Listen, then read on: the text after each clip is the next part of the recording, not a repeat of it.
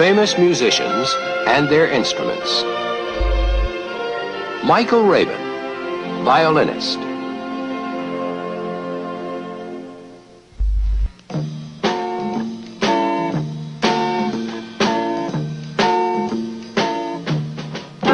Just like this little boy, Michael Rabin enjoys watching the boats on the Hudson River. Early in the morning, he walks near his New York City apartment.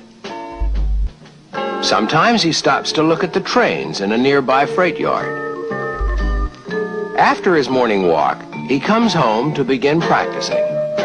He practices a minimum of 5 hours a day, except when he's on tour. Michael Rabin plays 60 to 80 concerts a year. He has traveled thousands of miles, having played in nearly every country in the world. But let him tell you about his travels. Traveling by airplane is an exciting experience for me, and I'm lucky it is because I have to do so much of it. These two large models were given to me by the airlines. I've models of practically every type of plane in which I've flown. I started flying when I was 15, and since then I've kept a logbook to record every flight I've taken. I make a note of the name of the airline, the destinations, and the number of miles. With my stopwatch, I measure the true flight time from the moment the wheels lift up until they touch down. As you can see, on July 13th, 1967, I'd reached the 500,000 mile mark. Because I did all this flying, the airlines presented me with this plaque. As a 500,000 miler, I'm a member in good standing of the 100,000 Mile Club. During the course of my travels, I've met many interesting and famous people. I started studying the violin when I was 8 years old. And my life is really centered around my violin, which I carry in this case. In addition to carrying my violin and musical equipment in my case, here are some of the luggage tags I've collected during the past year. I keep these in the outer canvas cover. This was from my flight to Copenhagen, where I performed at the famous Tivoli Garden. People often ask me why I carry this small American flag in my violin case. It's quite simple. I love my country. This violin, my most treasured possession, was made in Italy in 1735 by Guarneri. Like the violins of Stradivari, Guarneri's instruments are considered to be the finest in the world.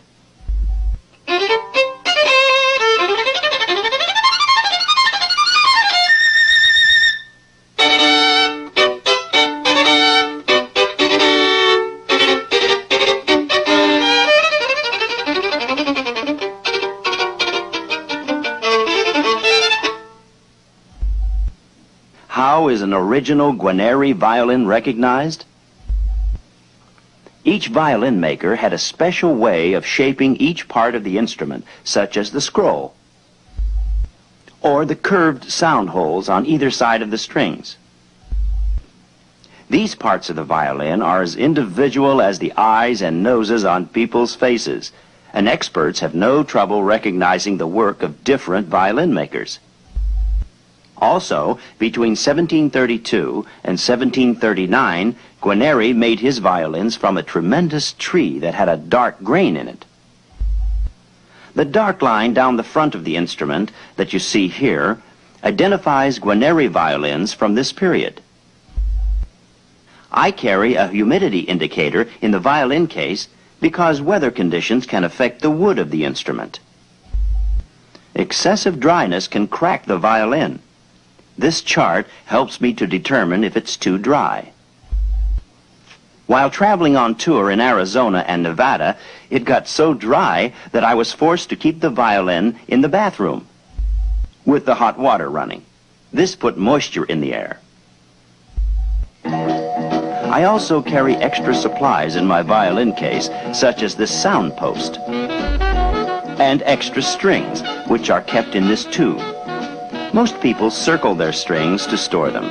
Since the strings are aluminum, wound over gut, bending them stretches the metal on one side of the string.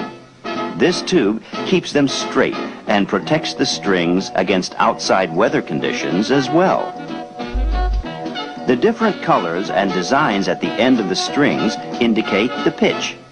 For instance, of the strings I use, the G is yellow, while the A is black and white. I keep 4 bows in the cover of my case. I carry them because when I'm on tour, I can't always have them restrung when needed. A bow is made by attaching horsehair on a specially shaped piece of wood. After a great deal of playing, the hair doesn't have the coarseness to grip the strings properly, and so I must use another bow. I put rosin on the hair of the bow to increase the friction when the bow is drawn across the strings. I've cut a foot pad to fit the chin rest of my violin. It has adhesive on one side and foam rubber on the other. This foam rubber pad prevents the violin from slipping. When I play a concert in dress clothes under hot lights, it gets very warm and I perspire. I once nearly lost the violin from under my chin because the chin rest was so slippery. Since then, I've always used this special foam pad. Because I play so much, I've developed large calluses on the fingers of my left hand, the hand I use to finger the strings. I have actually destroyed the fingerprint of my middle finger. Almost every night I use a pumice stone and warm soapy water to rub the calluses off so that they don't get too large. I usually have about 40 pieces of music ready for performance at all times. Some of them are solos to be played with an orchestra. Others are played with piano or unaccompanied. My teacher and I marked my music many times for study purposes. Yes, I still take violin lessons from my first teacher. At a concert, however, almost everything is played from memory. Sometimes my good friend Zino Franciscati listens to me play and gives me constructive criticism. Before playing, I tune my instrument by turning these pegs which tighten and loosen the strings. The violin strings are tuned in fifths. There is a skip of 5 notes between the pitches of the strings.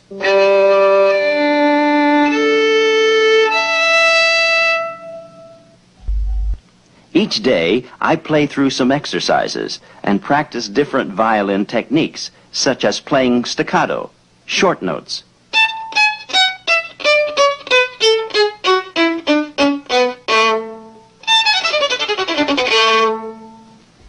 or playing spiccato, bouncing the bow against the strings.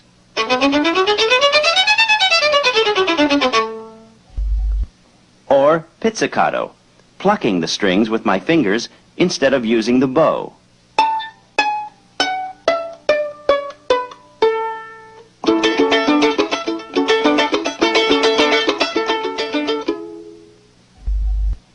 I'm working on a sonata by Bach to play at a Philharmonic Hall recital in New York. Over 20 years ago, the great violinist Jascha Heifetz autographed this copy for me. I begin by playing through the entire piece. I started studying this piece years ago. Here, I'm just checking the notes.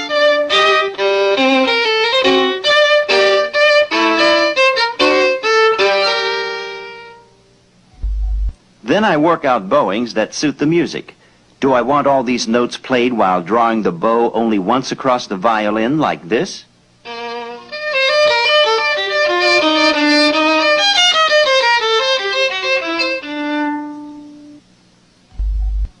Or would it sound better to change the direction of the bow on each note, like this?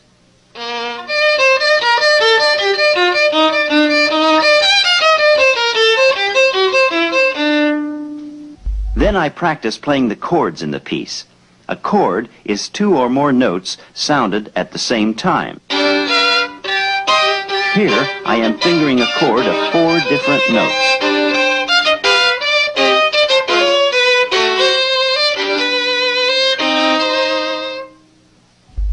When I go back to practicing the whole piece, I'm keenly aware of the musical form.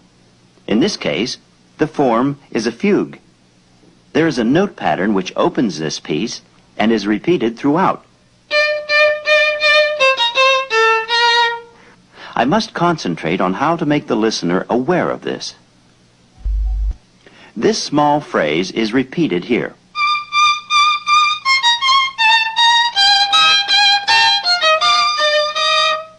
Here.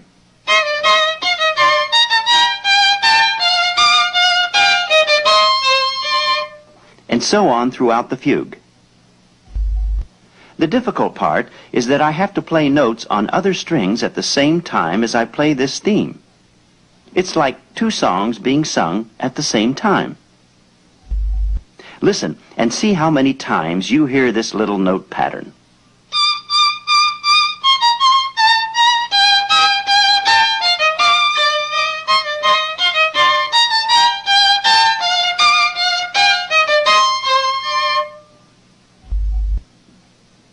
A few days before the concert, I go to Philharmonic Hall to practice there for about 3 hours. The large hall is dark and empty.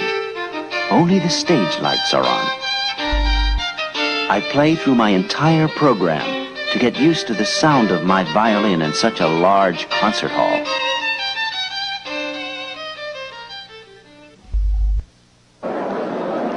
The night of the concert, the hall looks much different.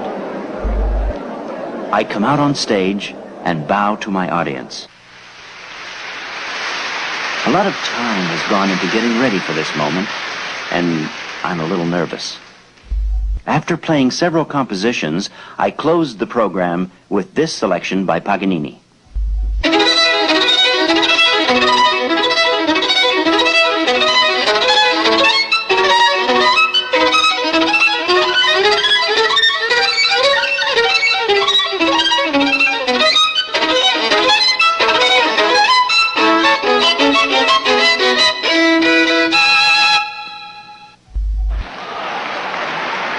The audience enjoyed the program, and I hope you've enjoyed this visit with me, too.